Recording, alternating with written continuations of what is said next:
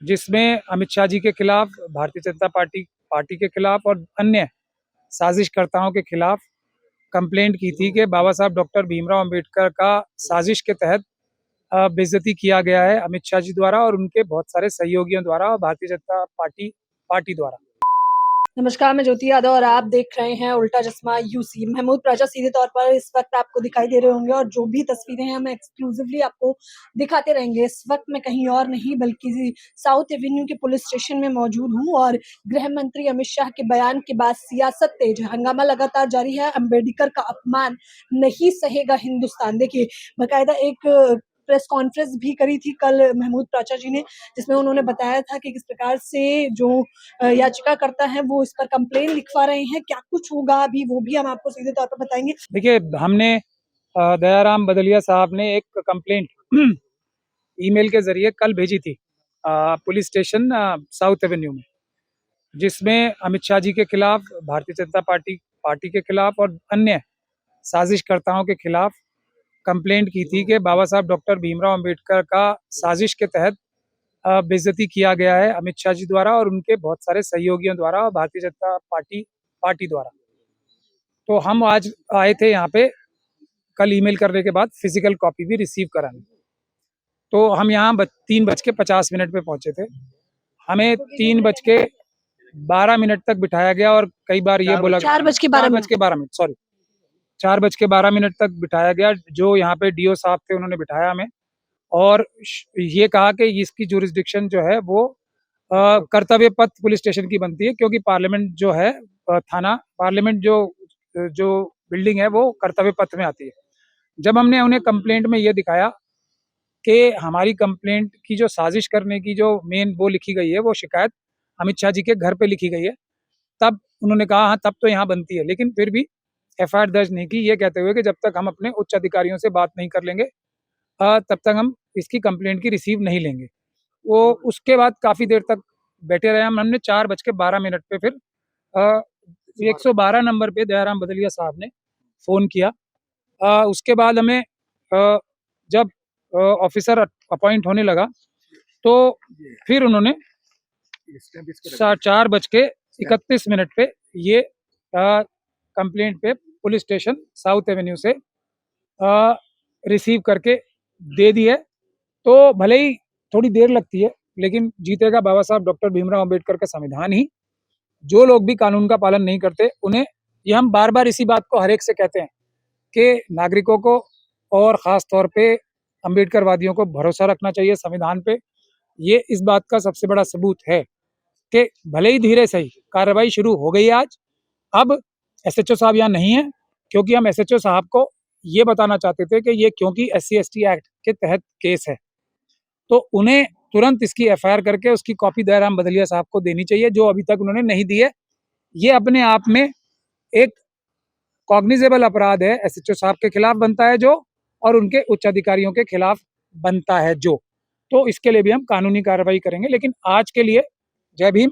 हम लोग का ये तो फॉर्मेलिटी है एक तरीके से, आगे क्या लग रहा है फर्दर प्रोसेस कैसे देख मैं इसीलिए आपको कह रहा हूँ कि इस पे ये स्टैंप लगना ही इम्पॉसिबल था, लेकिन शुरुआत हुई है ना अच्छी। अब दूसरा ये है कि मैंने आपको बता दिया, इस वक्त ये पुलिस स्टेशन जो है धारा 4 का अपराध कर रहा है, SC/ST एक्ट का। सब लोग, डीसीपी साहब भी यहाँ के, और क्योंकि अब ये जिम्मेदारी उनकी भी बन जाती है ना, क्योंकि हमने तो कल ही ईमेल भेज रखी है। तो अब अमित शाह डिनाई कर रहे हैं, अभी दर्ज नहीं, ऐसा कुछ नहीं था, तो डिनाई कर रहे हैं ना सर। नहीं, अमित शाह जी मरोड़ के कह रहे हैं प्रेस नहीं कॉन्फ्रेंस में, नहीं तो वो उन्होंने पहले ही प्रेस में जो बात की जाती है उसका कोई औचित्य, कोई वैल्यू नहीं होती कोर्ट की नजर में, ना पुलिस के सामने। जो बात वो पुलिस के सामने, जब पुलिस उन्हें नोटिस देके बुलाएगी अपने पास, तब वो अपनी सफाई देंगे। तब पुलिस उन्हें क्लीन चिट दे या उनके खिलाफ चार्जशीट फाइल करे, ये उनका अधिकार है।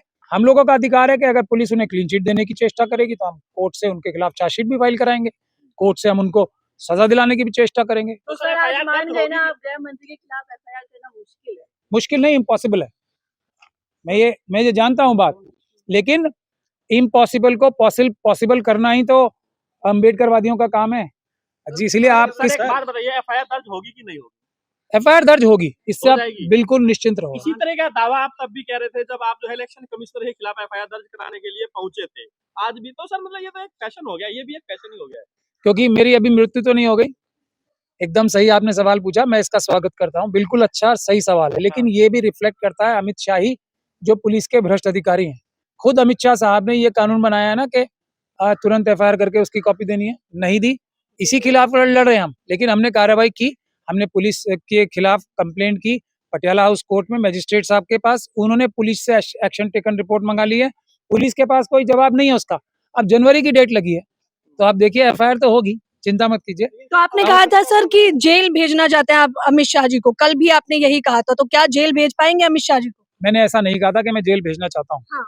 मैंने ये कहा था जो अपराध उन्होंने किया है उसमें 5 साल तक की सजा है, और हमारे पास इतने सबूत हैं कि वो जेल जाने के लिए पूरे सबूत हैं, वो जेल जाएंगे ही, ऐसा मैंने कहा था। लेकिन फिर भी जो संविधान के तहत बात है, वो एक उसका पूरा इन्वेस्टिगेशन होगा, पुलिस चार्जशीट फाइल करेगी या नहीं करेगी वो पुलिस के ऊपर है।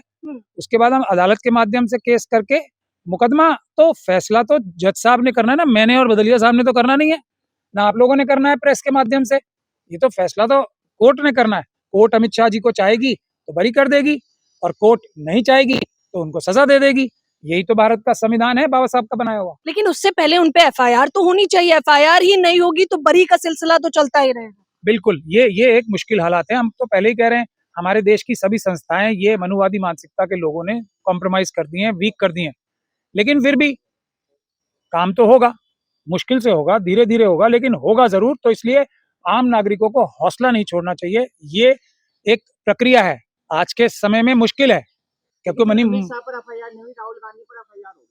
वो देखिए, मैं फिर बात को आपको कह रहा हूँ, 100% सही कानून के हिसाब से काम हुआ है। राहुल जी के खिलाफ अगर झूठी भी कंप्लेंट थी तो एफआईआर दर्ज होनी चाहिए, यही तो कानून है, यही तो कानून है। लेकिन जो राहुल गांधी जी ने खड़गे जी के ऊपर हमले की और अपने ऊपर हमले की शिकायत की थी, उसकी एफआईआर दर्ज नहीं हुई।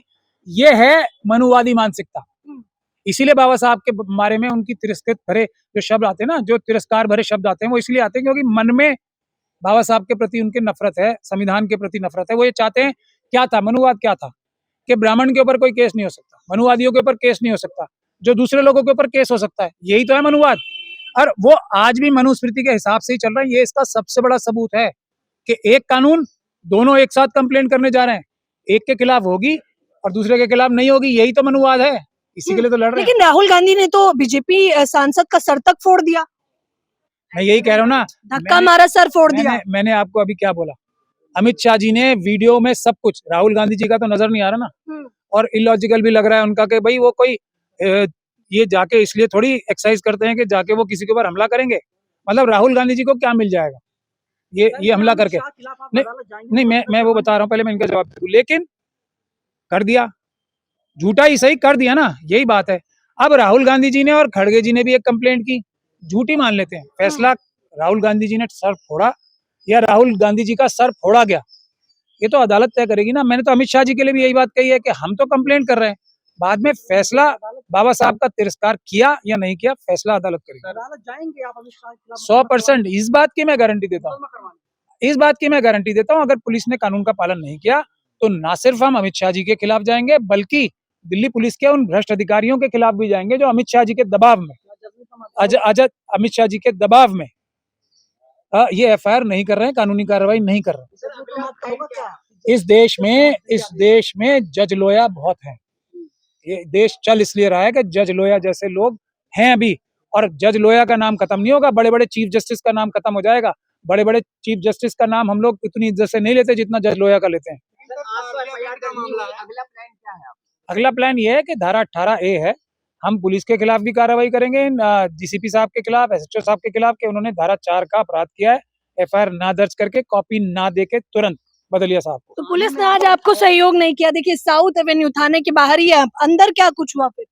अंदर नहीं, देखिए जो इज्जत से बात की हमसे, इसमें कोई शक नहीं है, लेकिन कानून का पालन जब ही किया जब हमने 112 पे कॉल की, तब तक वो रिकॉर्ड पे आ रही थी ना बात, हम तो ईमेल भी कर चुके हैं।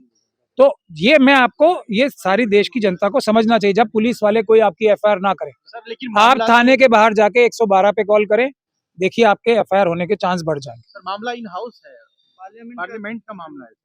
हाँ बिल्कुल, थाने में कैसे? मैंने अभी आपको ये बताया ना कि ये कॉन्स्पिरेसी जो हमारी एलिगेशन है, वो है कि अमित शाह जी के घर पे बैठ के कॉन्स्पिरेसी हुई थी कि बाबा साहब का अपमान किस प्रकार से वो पार्लियामेंट में बोलेंगे ताकि उनके खिलाफ एक्शन ना हो, और किस प्रकार से उनके जो सहयोगी हैं, बीजेपी ने खुद अपने ट्विटर हैंडल से इसको पूरी की पूरी उनकी स्पीच जो हमने कंप्लेंट में लगाई है, हमने काट के नहीं लगाई है, पूरी स्पीच लगाई है, वो उन्होंने बीजेपी ने अपने ट्विटर हैंडल से, फिर उनको उन्होंने पीआईबी से भी कराई है।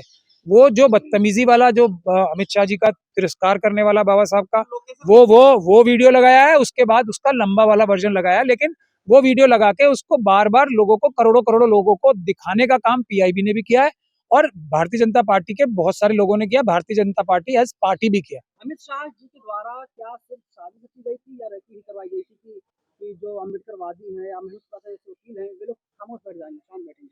नहीं, ये तो उनकी गलतफहमी है। रैकी तो वो इस गलतफहमी में तो नहीं है, इस गलतफहमी में वो नहीं है। कल भी देवेंद्र फडणवीस जी ने मेरा नाम लेके असेंबली में बोला है कि महमूद प्राचा को ईवीएम का वकील नहीं रखना चाहिए। ये तो म्यूचुअल प्रेम है दोनों का, अमित शाह जी और मेरा, बीजेपी और आरएसएस का म्यूचुअल प्रेम है। मुझे हर केस से, हर जगह से वो मतलब मिटाना चाहते हैं, हटाना चाहते हैं, मतलब मैं हट जाऊं किस तरीके से, ऐसे हटा दो, तो ये हर जगह करते हैं वो। लेकिन ये गलतफहमी वो नहीं पालते हैं कि अम्बेडकरवादी दब जाएंगे। ना बाबा साहब डॉक्टर भीमराव अम्बेडकर दबे थे पूरी दुनिया से, ना अम्बेडकरवादी दबेंगे। सवाल है कि बीजेपी के लोग कह रहे हैं कि जो राहुल गांधी ने हाथापाई करी, अगर वही बीजेपी ने कर दिया तो क्या होगा? नहीं, मैं आपसे क्या कह रहा हूँ कि आज हम इस विषय पे बात कर लें। राहुल गांधी जी से भी ज्यादा महत्वपूर्ण विषय है बाबा साहब डॉक्टर भीमराव। शाह के बयान पर ही लेते हैं। शाह ने कहा है अगर जरूरत पड़ी तो लीगल एक्शन लूंगा जो एआई जनरेटेड वीडियो बना रहे हैं। हम तो कह ही रहे हैं ना, बिल्कुल लें लीगल एक्शन। कौन रोक रहा है उन्हें? हमारे खिलाफ लेना। हम तो कल भी वॉलंटियर किए थे कि आप बाकी हाँ बिल्कुल करेंगे। हाँ, तो एसएचओ साहब से भी 2 मिनट बात करेंगे हम, उन्हें धारा 18A दिखाएंगे, हम बात करें।